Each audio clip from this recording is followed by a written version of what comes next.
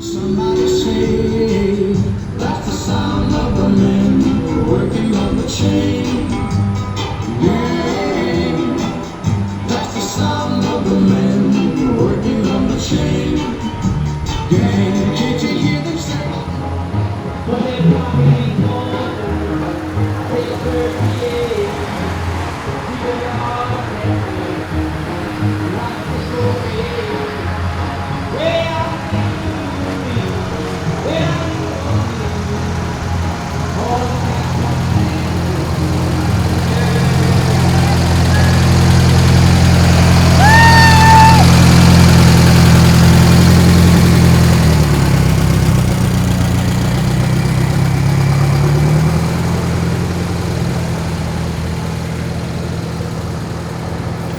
Well, I wasn't familiar with it at first. My mom actually got me into it, but I found out it's right there. She actually invented it, and it was for her son. And it's to help people actually get into rehab that don't willingly want to go against their will, pretty much. And it saved my life.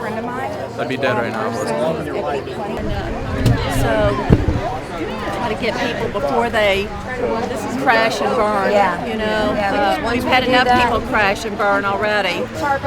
So I can't believe it's 10 years tomorrow for Casey's Law, and I know that a lot of people are alive today. For example, Jen's son, that might not have been if it hadn't been for Casey's Law. So thank you all for being here today. I have just been overwhelmed by the folks who showed up today. It's been wonderful. They've been asking me about how I feel today, and such a myriad of emotions, I can't even start to list how I feel. I said on this journey that we've been on for almost 12 years now, certainly this is a milestone and a big one. I never thought that, well, first of all, I never thought that Casey would die from an overdose. I never thought that he would die before we did. And then I had no idea that after he died that I would be able to keep going, because I really didn't want to. It was the first time in my life I'd ever really thought about suicide. But I guess, you know, it was just in the plan for my life and actually for Casey's life too. A bigger plan than what we could ever dream or imagine. Because I know that for a fact there have been people here today that are alive in part, I hope, because of Casey's Law. And there's so many more out there that I'll probably never even know about. But, you know, to have Casey's Law for the state of Kentucky, it will be 10 years old tomorrow. It will be the 10th anniversary. And in that 10 years, I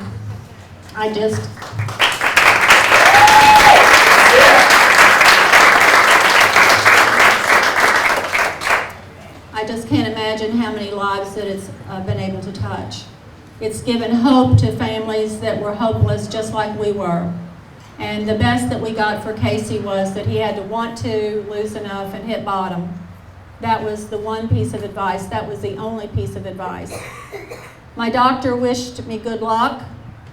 After Casey died, my doctor said, and I went to tell my doctor that he had died, the doctor said, "You're kidding." I said, "No, I'm not kidding."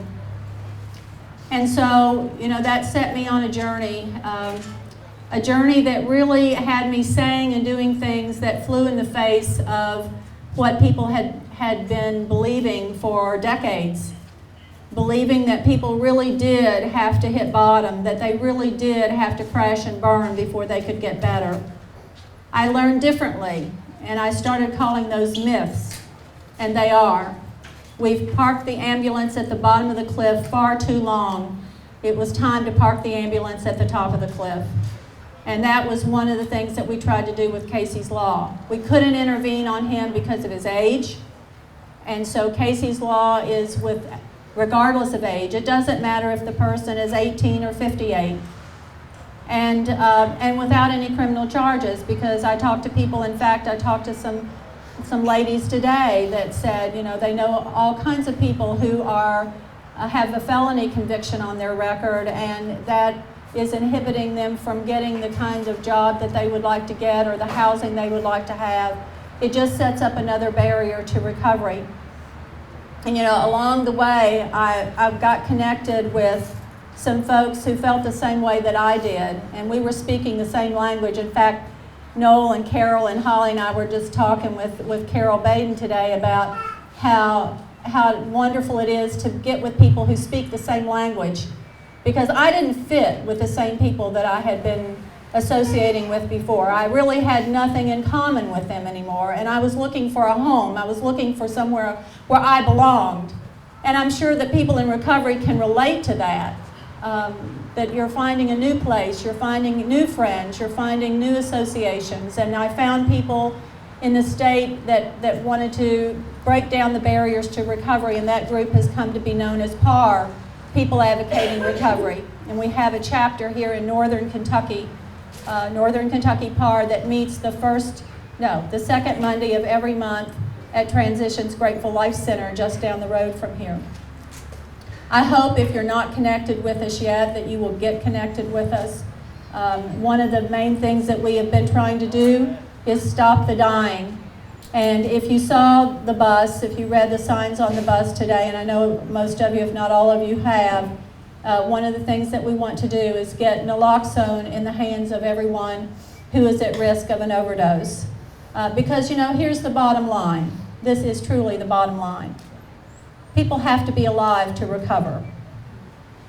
So if we can't keep them alive, they're not going to recover. And then the other sign on our bus, of course, is Casey's Law, because we do want to raise awareness. You would think that after 10 years that everybody in the state of Kentucky would know about Casey's Law. You would be wrong.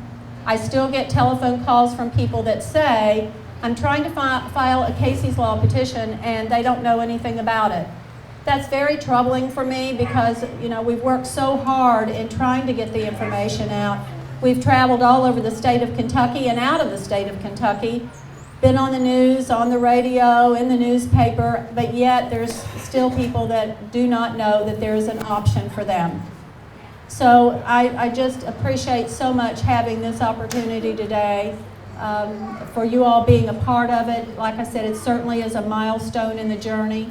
And I'm looking forward to many more, because I've made such, like I was telling Carol and Noel and Holly and the other Carol that I've just met, it is just so good to make those connections, and how I feel like if there's been a blessing that's come from Casey's death, it certainly has put people in my life that would have never been there before.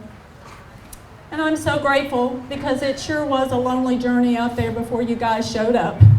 So thank you for showing up, not just today, but that I know that you will continue to show up. And I'm so very grateful for that. And I hope that whatever you do when you leave this place today, that you will take every opportunity to talk about the disease of addiction and make those opportunities often, to help us to change the paradigm, to change the way that addiction has been treated, from a criminal justice issue to the public health issue that it is. We have no system of care, none, zero, no system of care for the disease of addiction. We have one for every other disease that's out there, but none for addiction. People who have this disease need it just as much and are just as worthy as anyone else who has a chronic, progressive, potentially fatal disease. So I hope that today that you will, if you haven't already become an advocate, that you will, because I do believe that that's where it's at. Advocacy is where it's at. It's not going to be the agencies that change how addiction is treated. It's not going to be the organizations. It's going to be the people who addiction has touched. And it's touched all of us, obviously. A lot of us that are here today have been touched by it. And we know that there are thousands of more that are out there that are not with us today. I could talk on forever. I told Ron it's kind of dangerous to give me a microphone because he knows I can talk. But I don't want to hold you all here. I know that I just appreciate you being here in the heat and everything, and all the people that have supported this event.